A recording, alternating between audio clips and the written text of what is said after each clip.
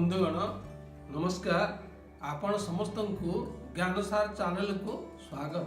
आज वक्तव्य युधिष्ठिर धर्मपक संवाद। दुनिया रे प्रकृत पंथा कौन बा धर्मर रास्ता कौन? युधिष्ठिर उत्तर देइछन्ति श्रुतिश्च भिन्नं श्रुतयो विभिन्नं नाना मुनिना मतयो विभिन्नं धर्मस्य तत्त्वं निहित गुहायां महाजनंजेन गतः स पंथा। श्रुतिश्च भिन्नं श्रुतयोपि भिन्नं। ए सृष्टि रे विभिन्न प्रकार वेद विभिन्न प्रकार वेदांत उपनिषद रही।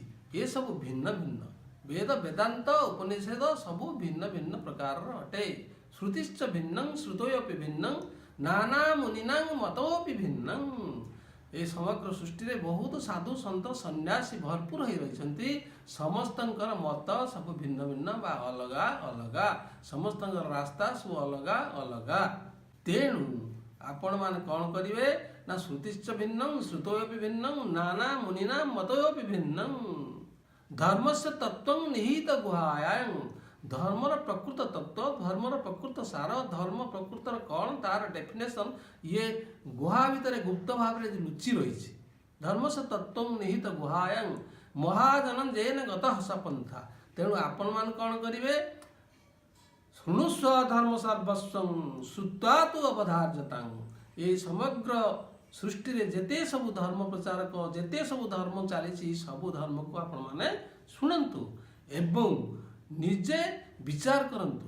शुणुस्व धर्म सर्वस्वं श्रुत्वा तु अवधार्यतां। सब जाक शुणी कोटा ठीक ताकू आपण माने निजे ग्रहण करी ताकू काम रे लगांतु।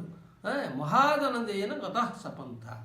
तेणु जो महत लोक मैंने विभिन्न रास्ता विभिन्न पंथा सब देखई कौ पंथा कौ रास्ता बा कौ धर्मटा प्रकृत आपण मान ठीक आपण निज को निजे विचार करी ताको अनुसरण करंतु।